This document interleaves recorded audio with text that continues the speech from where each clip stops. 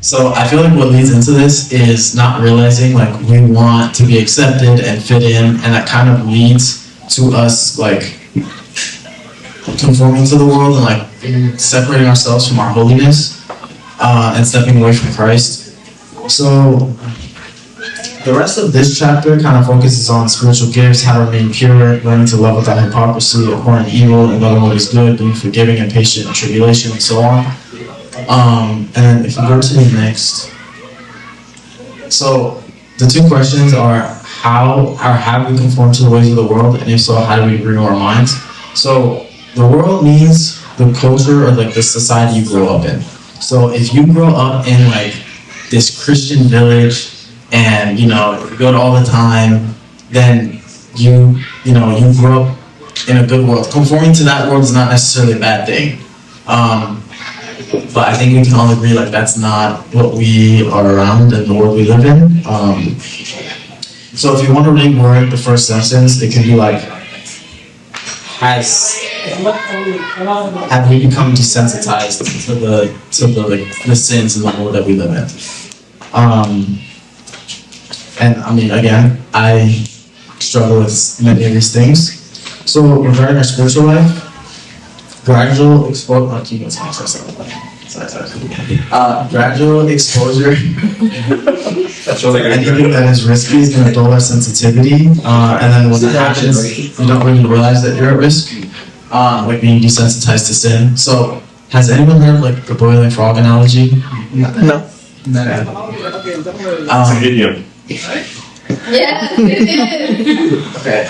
Basically, it's like if you have a pot of boiling water and you put a frog in, it's gonna like touch the water and jump right out, like it knows it's hot water and it's in danger. But if you put it in cool water and like just slowly turn up the heat, it'll stay in there until it like cooks alive, like until it dies. Like it won't know that it's dying. And I want us to look at that as like our spiritual lives. Like when we're young and we're innocent and something happens and we hear a first curse word or something, we're like, whoa. But slowly as these things become normal to us, we don't realize that they are like sin, like they hurt us spiritually. You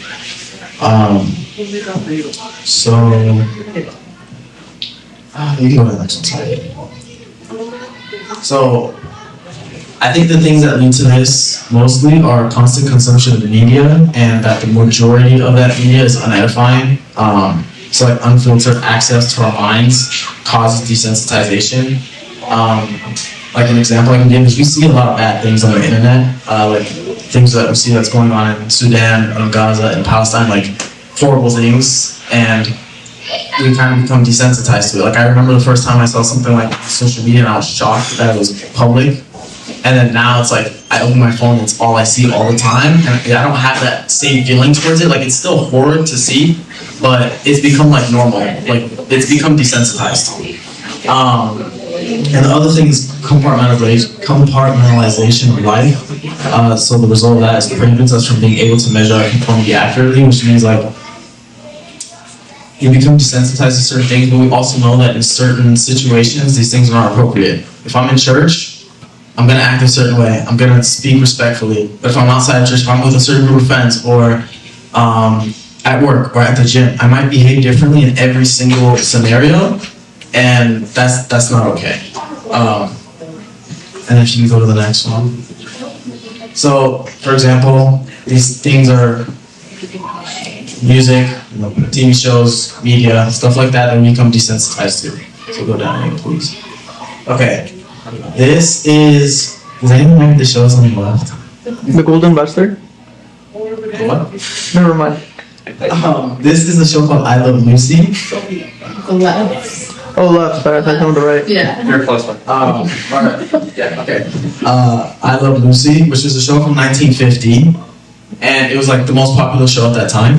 And basically, in this show, it was like this couple, and when they're a married couple, and when it would depict them in their bedroom, they slept in separate beds. Like, it was very important to them, like, that as media, they portrayed like this pure, it wasn't they had no intention of like showing. And again, as a married couple, there's nothing wrong with sleeping in the same bed, but that shows you like at that time that was the level of purity and stuff that they were able and wanted to show on the media. They didn't think it was necessary to show anything else. And then you have the show on the other half, everyone knows what this is, I'm assuming. Bachelor. Bachelor, yeah. On the golden one. Right. I've never seen it, but like I hear people talk about it all the time. So very different, right? Here we are 75 years later, and basically it shows about this one guy, and he kind of like dates like 20 or more women, and then at the end they I watched Joey's season, it was so good. No, it's not the point. No, it was so good. I love her. I love her. So basically in the show it comes down to like the final 3 women, and he takes them to like the honeymoon suite where he has the option to like sleep with them and then pick one that he wants to propose to. Which like sounds. Is this a car dealership?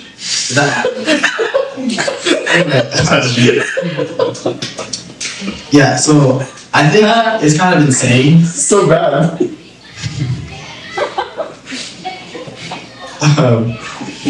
So when you think about it, there's no chance that we go from a show like I Love Lucy and then to The Bachelor in 1 year, right? Like if someone in 1950 was like, oh my gosh, I have the next best idea for another show, and then you go from this to this, it's not gonna be the same. Took 3 generations. But yeah, over generation and generation, like the media, they show different things and we become desensitized to it.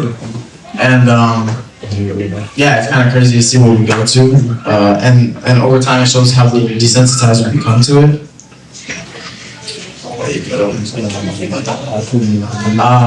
And next one's music. I want to say music's more concerning than TV shows.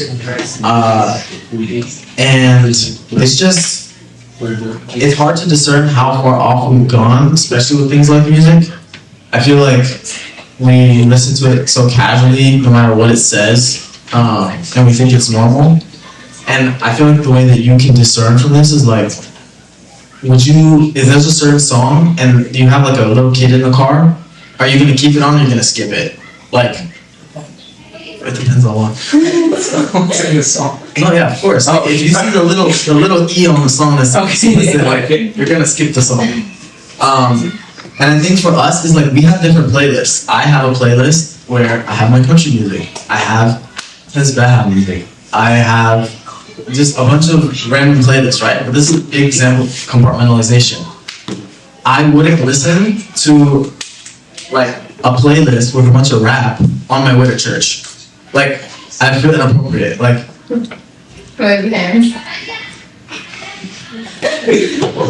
Let's talk to your guitar. but I was like, Rich is exposing himself or something. be honest. But it's the same thing. Like we don't listen to these kinds of things around certain people, and when I talk about like little kids, especially and their innocence, is like we care about their innocence and their purity, but we don't seem to care about ours at all.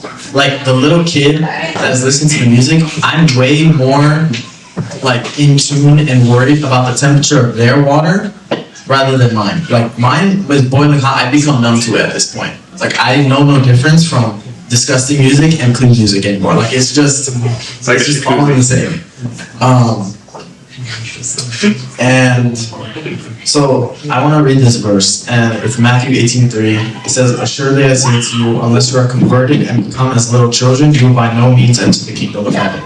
And what he's saying is their innocence. Like he knows they haven't been desensitized to the sins of the world, and the only way that we can have a chance at heaven is knowing like the mistakes and the bad things in this world and how we like regain our innocence.